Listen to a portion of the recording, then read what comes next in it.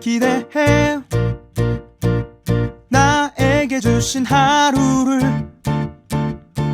때론 피곤하고 일어나기 싫고 널 깨우는 알람 소리에 짜증도 나겠지만 안녕하세요. 오늘도 푸른 말씀 김경 목사입니다. 주무시지 않고 나를 지키셨네. 오늘을 나에게 주셨네. 새 말씀 안에 주가 주신 사랑과 은혜와 능력을. 오늘 우리가 함께 나눌 하나님 말씀은 고린도후서 11장 1절에서 15절입니다. 원하건대 너희는 나의 좀 어리석은 것을 용납하라. 청하건대 나를 용납하라. 내가 하나님의 열심으로 너희를 위하여 열심을 내노니 내가 너희를 정결한 처녀로 한 남편인 그리스도께 드리려고 중매함이로다. 그러나 나는 뱀이 그 관계로 하와를 미혹한 것 같이 너희 마음이 그리스도를 향하는 진실함과 깨끗함에서 떠나 부패할까 두려워하노라.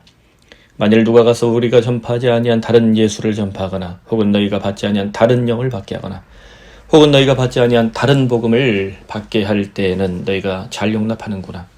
나는 지극히 크다는 사도들보다 부족한 것이 조금 더 없는 줄로 생각하노라.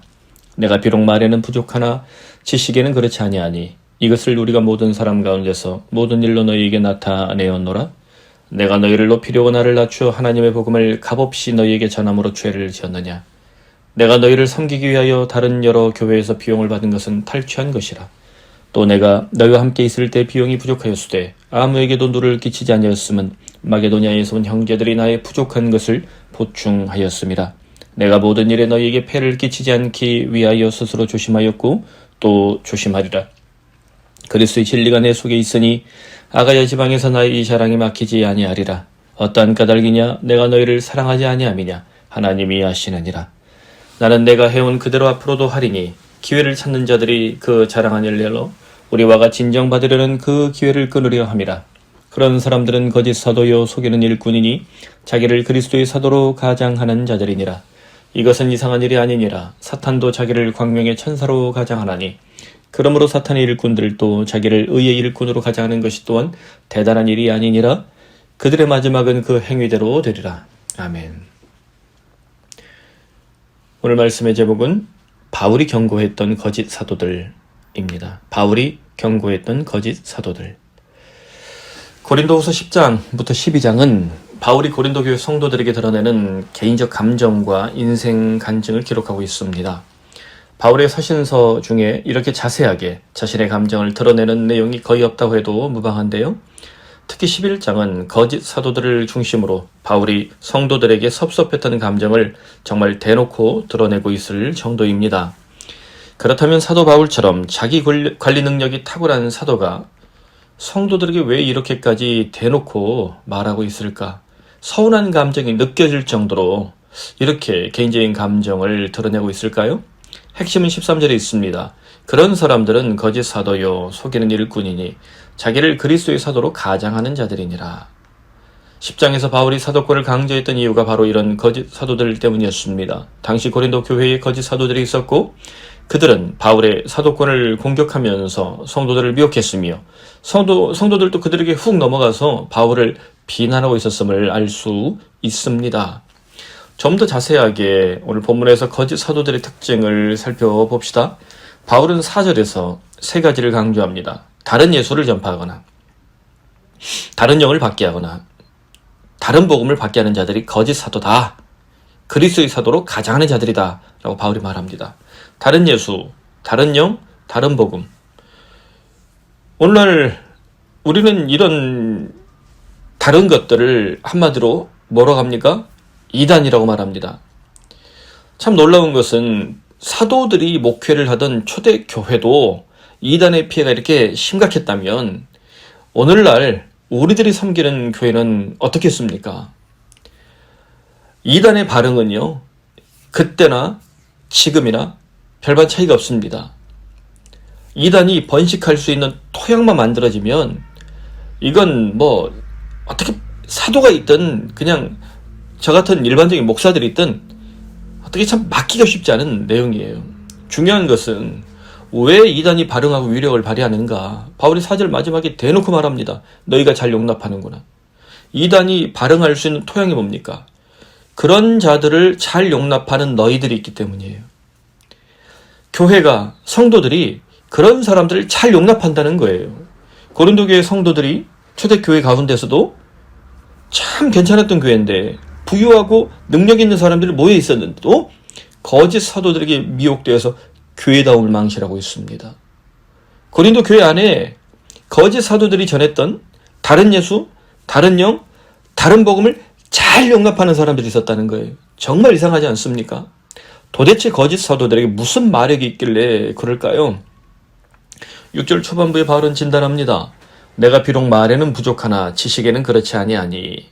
사도 바울이 말에 좀 부족한 사람이었다는 거예요. 설교할 때 바울의 설교가 뭐 말투나 혹은 이런 이제 웅변 능력이 부족했다는 거예요. 옛날 그 초대교회 당시 그레코 로마 사회에서는 가장 먼저 배우는 학문 중에 하나가 웅변학입니다.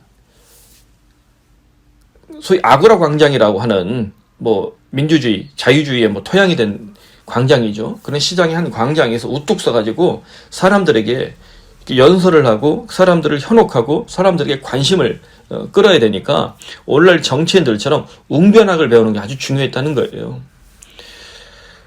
아마도 소크라테스나 플라톤이나 아리스토텔레스 같은 이런 철학자들도 자기 철학을 말하려면 이 말을 잘해야 되겠죠. 웅변학을 기본적으로는 다 장착하지 않았겠습니까?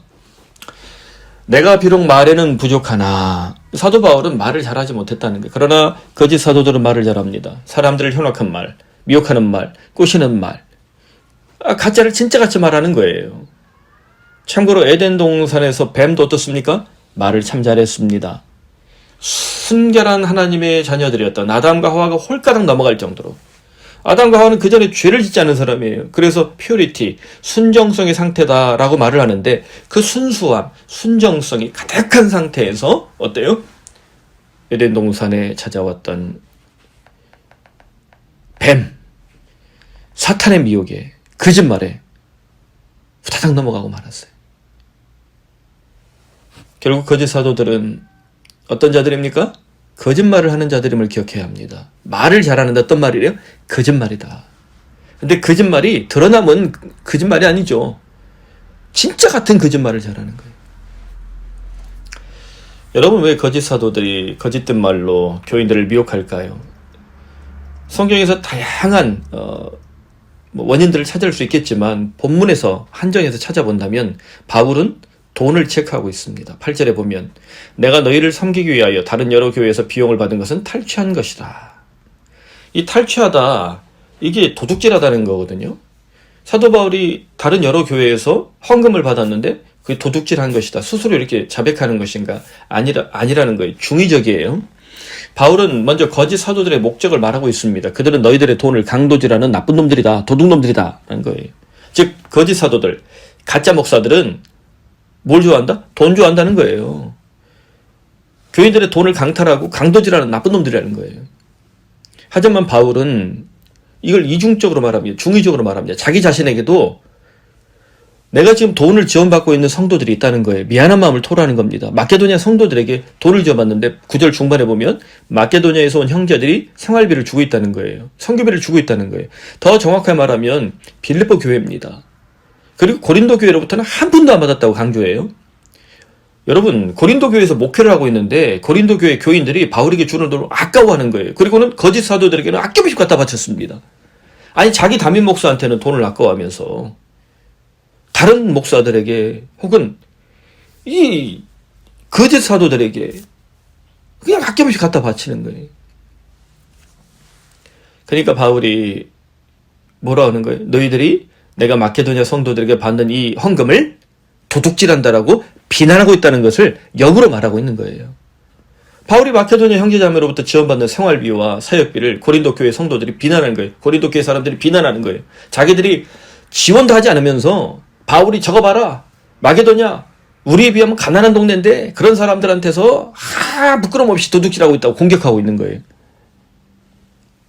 그럼 정작 자기들은 가짜 선지자들에게, 가짜 사도들에게 싹을 갖다 바치고 있는 겁니다.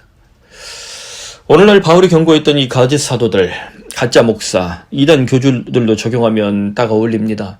그런 사람들의 특징을 본문에서 파악하면 어떻습니까? 말을 잘하고 돈을 강탈하고 사람들에게 다른 예수, 다른 영, 다른 복음을 전합니다. 중요한 것은 그런 가짜들도 설교하고 찬양하고 기도하면서 진짜처럼 살아고 있다는 거예요. 문제는 그런 가짜들이 돈도 많고 사람도 많고 권력까지 생길 때입니다. 교계 돈 들어버리고요. 세상 돈 들어버리고요. 가짜가 정말 대형 사고 치면 진짜까지 싸그리 욕을 먹게 됩니다. 오늘날 지금 한국교회가 그런 어려움을 겪고 있지 않습니까? 결국 진짜가 나타나야 합니다. 여러분, 진짜가 나타나야 합니다. 진짜가 선명하면 가짜는 반드시 밀려납니다. 우리에게 진짜는 무엇입니까? 예수 그리스도이십니다.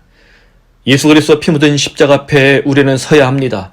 아무리 가짜가 숨기고 속이고 미혹해도 진짜이신 예수님 앞에서 드러날 수밖에 없습니다. 가짜 목사, 이단 교주는 피 묻은 예수님의 십자가를 통과할 수 없습니다. 그러므로 사랑하는 성도 여러분, 오늘 아침 주님 앞에서 결단합시다. 주님, 가짜 목사와 반쪽 복음을 분별할 수 있는 믿음을 주시고 우리가 섬기는 푸른 사랑의 교회가 진짜 목사와 진짜 성도를 배출하고 십자가 복음을 전파하는 참된 교회가 되게 하옵소서. 코로나19로 인해 가짜 교회와 거짓 목사가 드러나는 요즘, 주께서 우리 모두를 바르게 세워주시기를 간절히 축원합니다. 아멘. 하나님 아버지, 바울이 경고했던 거짓 사도들을 돌아보면 오늘날 그런 자들이 너무나 많이 보입니다. 주님, 거짓말을 잘하고 돈을 좋아하며 권력까지 장악하여 다른 예수, 다른 영, 다른 복음을 전하는 자들이, 이 가짜들이 얼마나 많은지 모르겠습니다. 주님, 우리는 주 예수 그리스도와 십자가 앞에, 그 피 묻은 십자가 앞에 우뚝 서기를 바랍니다. 그래야 가짜를 경계하며 거짓된 것을 혁파하며 하나님 바른 길을, 바른 복음을 온전히 지켜낼 수 있기를 간절히 소원합니다. 그래요, 오늘날 우리 푸른 사랑의 교회도 또 한국교회 안에 주의 복음을 온전히 전파하며 성령의 은총을 따라서 주의 백성들을 바른 복음으로 온전히 인도하는 교회들마다 또 목사들마다 주님의 은혜를 베풀어 주시고 또 그와 같이 정말 바른 복음을 지키며 바른 신앙을 지켜내는 성도들에게 하나님 아버지여, 하나님 아버지여, 주의 자녀들이 마땅히 누려야 될 온전한 인생의 복을 누리게 하여 주시옵소서. 또한 우리 교회 연약한 성도들, 믿음이 약한 자들, 건강이 약한 자들 잊지 마시며 하나님 아버지 수능 시험을 준비하고 또 입사를 준비하며 하나님 회사를 이직하기 위하여 또 일터를 고민하는 우리 청년 장년들에게 주는 베풀 만한 자비와 주실 만한 은총을 허락하여 주시옵소서. 예수님의 이름으로 기도드립니다.